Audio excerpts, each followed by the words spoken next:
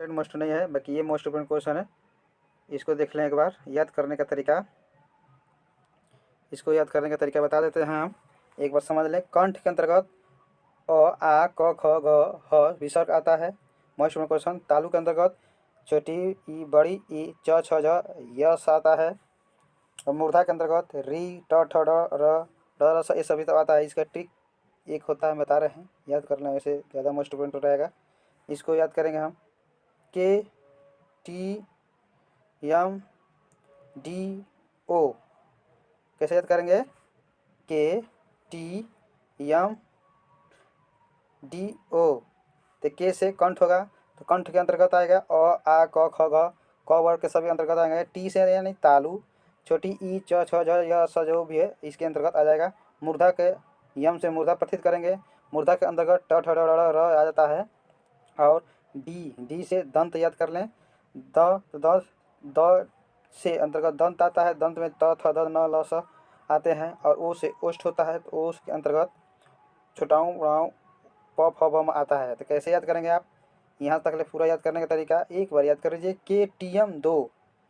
के, T, M, दो। के से कंठ, टी से तालु, यम से मूर्धा और डी से दंत, ओ से ओष्ठ। नेक्स्ट यहाँ पर देखिए, कंठ और नासिक के अंतर्गत ये व्यंजन आता है, अंग। नेक्स्ट, और मूर्धा और नासिक के अंतर्गत, मूर्धा और नासिक के अंतर्गत ज आता है। दंत और ओष्ठ के अंतर्गत व आता है। व को अर्ध अर्ध व्यंजन कहते हैं। कौन कौन सा होता है? यह होता है एक, व होता है अर्ध व्यंजन के अंतर्गत। देखिए, दंत ओष्ठ के बाद व आता है। तालु नासिक के अंतर्गत अड़ आता है। ओष्ठ नासिका के अंतर्गत म आता है। देखिए, नासिका का संकेत होता है ऐसे, जो अनुस्वार कहते हैं, एक ऐसे होता है, इसको भी याद करें। कंठ और ओष्ठ के अंतर्गत ओ और आओ होता है। Most important question. सेशन अच्छा लगे वीडियो को लाइक करें, प्यार से कमेंट करें। और कंठ तालु ज़्यादातर एग्जाम में पूछा गया है। कंठ तालु के अंतर्गत कौन कौन सा आता है? तो कंठ तालु के अंतर्गत मोस्ट इंपोर्टेंट ज़्यादा एग्जाम में पूछा गया है, ए आई आता है। इसका प्रतीक ऐसे भी करके देता है, जिसे जैसे चाँद लिखते हैं, उसी प्रयोग होता है। चलिए, हमें सपोर्ट करने के लिए बहुत धन्यवाद। सेशन को यही समाप्त करते हैं। वीडियो को इसके बीच में ना कर शुरू से अंत तक देखें। आपको शुरू से अंत तक देखने के लिए बहुत बहुत धन्यवाद। जय हिंद, जय भारत।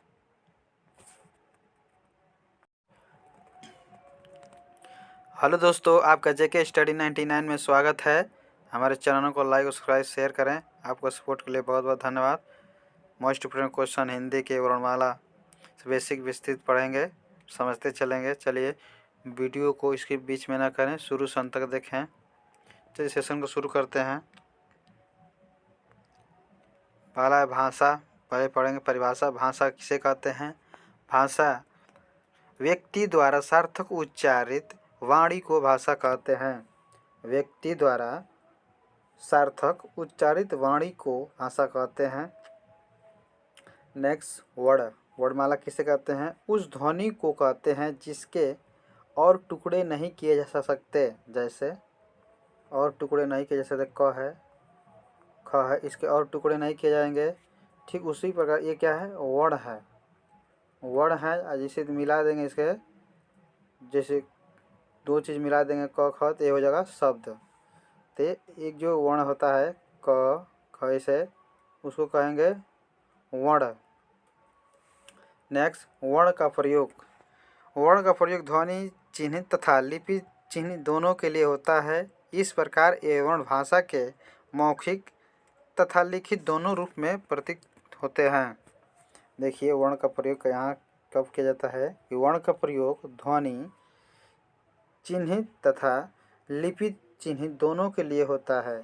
इस प्रकार ये वर्ण भाषा के मौखिक और लिखित दोनों रूप में प्रतीत होता है। देखिए, जैसे बोलते हैं हम लोग, ये भी बोलते हैं तो उसमें प्रयोग होता है, और लिखते हैं तभी ये वर्ण का प्रयोग होता है। वही इसका परिभाषा कहने का अर्थ है। नेक्स्ट, अक्षर किसी एक ध्वनि या ध्वनि समूह को उच्चारित न्यूनतम इकाई को अक्षर कहते हैं। अक्षर की परिभाषा सुने। किसी एक ध्वनि या ध्वनि समूह की उच्चारित न्यूनतम इकाई को अक्षर कहते हैं। अक्षर का उच्चारण वायु के एक झटके के साथ होता है। अक्षर का उच्चारण वायु के एक झटके के साथ होता है। नेक्स्ट, वर्णमाला। वर्णों के व्यवस्थित समूह को वर्णमाला कहते हैं। ऑप्शन में आ जाता है वर्णमाला किसे कहते हैं, तो वर्णों को व्यवस्थित समूह को, तो जिस ऑप्शन में होगा वर्णों को व्यवस्थित समूह, इतनी बात समझ आ जाए, ये तनी शब्द मिल जाए ऑप्शन में तो तुरंत मार देना, उसी को कहते हैं वर्णमाला। नेक्स्ट, स्वर। स्वर किसे कहते हैं, जिन ध्वनियों के उच्चारण के समय हवा बिना किसी रुकावट के मुंह से निकलती है उन्हें स्वर कहते हैं। स्वर की परिभाषा, जिन ध्वनियों को उच्चारण के समय हवा बिना किसी रुकावट के मुंह से निकलती है उन्हें स्वर कहते हैं। नेक्स्ट, ह्रस्व किसे कहते हैं, जिन स्वरों के उच्चारण में एकमात्र मात्रा का समय लगता है उसे ह्रस्व स्वर कहते हैं। जैसे अ, छोटी ई, ये सब एक मात्रा का प्रयोग किया जाएगा तो ह्रस्व स्वर करेंगे, और दीर्घ स्वर में बड़े मात्रा का प्रयोग होगा। तो नेक्स्ट देखेंगे, यहाँ पर दिया है दीर्घ स्वर। जिन स्वरों के उच्चारण में ह्रस्व स्वर से दुगना समय लगता है, देखिए जिन स्वरों के उच्चारण में एक मात्रा से अधिक समय लगता है उसे दीर्घ स्वर कहते हैं। जैसे आ, सभी इसमें बड़ी मात्राओं का प्रयोग होगा, आ, बड़ी ई, इसको दीर्घ स्वर कहते हैं। नेक्स्ट, व्यंजन स्वर। व्यंजन जिन वर्ण के उच्चारण में स्वर की सहायता से लेनी पड़ती है। व्यंजन जिन वर्ण के उच्चारण में स्वर की सहायता लेनी पड़ती है उसे व्यंजन कहते हैं। जैसे क, धन, अ, किसी अक्षर को तोड़ेंगे, जैसे ग लिख दिए हैं तो इसको तोड़ेंगे तो वर्ण संधि विच्छेद करेंगे तो होगा ग, हलंत आधा हो जाएगा, प्लस अ, ग धन अ, ते हो जाएगा ग, ते वर्ण हो जाएगा। ये वर्ण संधि विच्छेद करेंगे तो दो वर्ण हो गए, एक अ होगा, एक ग। यही कहने का इसका अर्थ था व्यंजन का। नेक्स्ट, व्यंजन गुच्छ।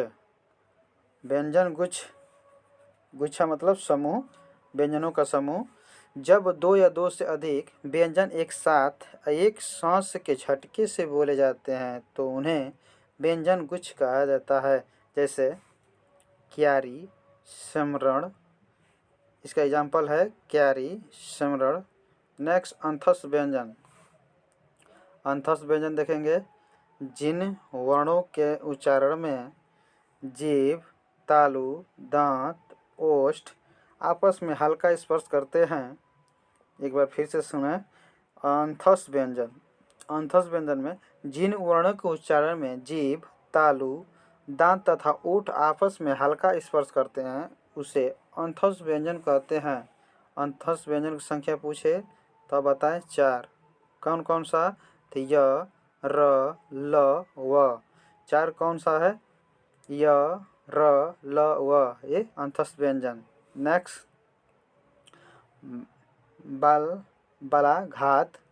बलाघात किसे कहते हैं, तो बलाघात देखिए, किसी शब्द के उच्चारण में किसी अक्षर पर जो बल दिया जाता है, किसी शब्द के उच्चारण में, जैसे किसी का हम संधि विच्छेद करेंगे, उच्चारण करेंगे, उसी पर अक्षर पर बल दिया जाता है वह बलाघात कहलाता है। जैसे कर्ण, कमल में क्रमशः क तथा म पर बल दिया गया है, क तथा म पर बल दिया गया है, अतः र तथा म पर बलाघात है।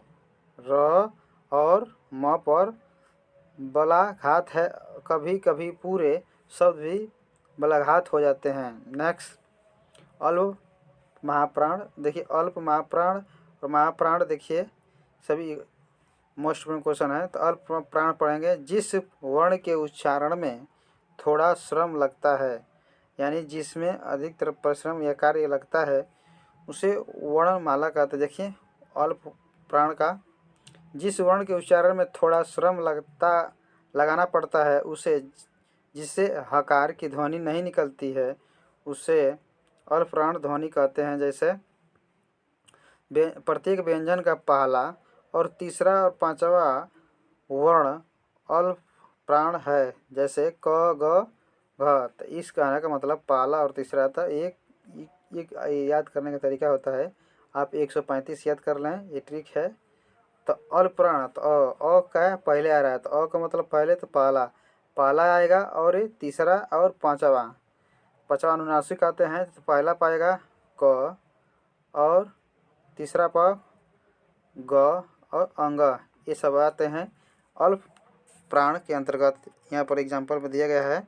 नेक्स्ट महाप्राण का परिभाषा देखेंगे, किसे कहते हैं, एग्जाम्पल भी देखेंगे। महाप्राण जिस व्यंजनों के उच्चारण में अधिक परिश्रम लगता है तथा जिससे हकार की ध्वनि निकलती है उसे महाप्राण कहते हैं।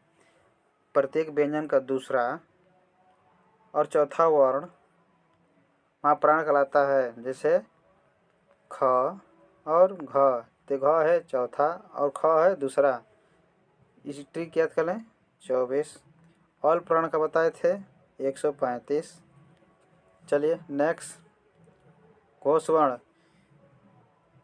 जिन व्यंजनों वर्णों के उच्चारण में स्वतंत्र त्रियों में झकार उत्पन्न होने से नाद उत्पन्न होता है उन्हें घोष वर्ण कहते हैं। प्रत्येक वर्ण का तीसरा, चौथा और पांचवा यानी 345 घोष वर्ण याद करने के लिए हम याद करेंगे 345, और घोष याद करने के लिए हम याद करेंगे 135। महाप्राण कहेगा नहीं, अल प्राण कहेगा तो 135, महाप्राण कहेगा तो याद करें 24। तो क्या कह रहा है, घोष, तो घोष में हम याद करेंगे 345। नेक्स्ट देखिए अघोष वर्ण। अघोष वर्ण में देखेंगे जिन वर्णों के उच्चारण में स्वतंत्र तंत्रियाँ झिंकृत नहीं होती हैं उन्हें अघोष वर्ण कहते हैं। प्रत्येक वर्ग का पहला और दूसरा वर्ण स स ह अघोष है। अघोष वर्ण में देखिए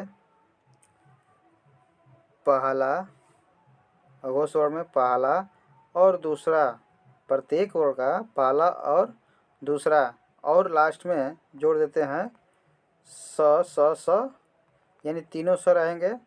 तो याद कर लें 112 और स स ह ये अघोष वर्ण के अंतर्गत आते हैं। नेक्स्ट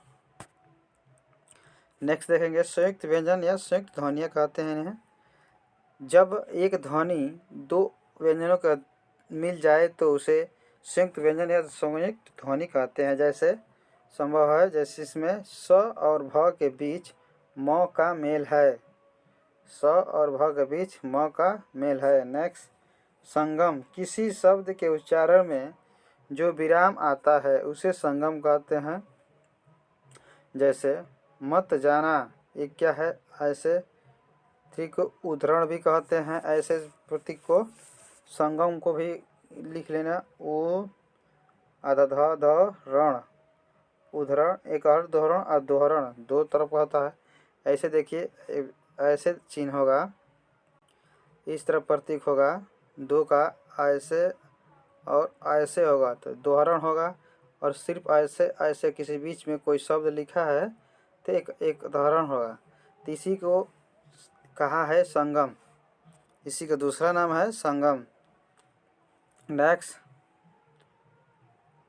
अनुदान, ये कोई ज़्यादा इम्पोर्टेंट मोस्ट नहीं है, बाकी ये मोस्ट इम्पोर्टेंट क्वेश्चन है, इसको देख लें एक बार। याद करने का तरीका,